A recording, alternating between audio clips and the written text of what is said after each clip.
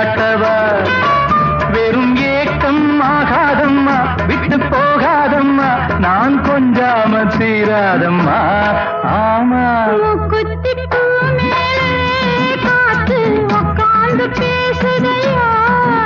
அது உட்கார்ந்து பேசையிலே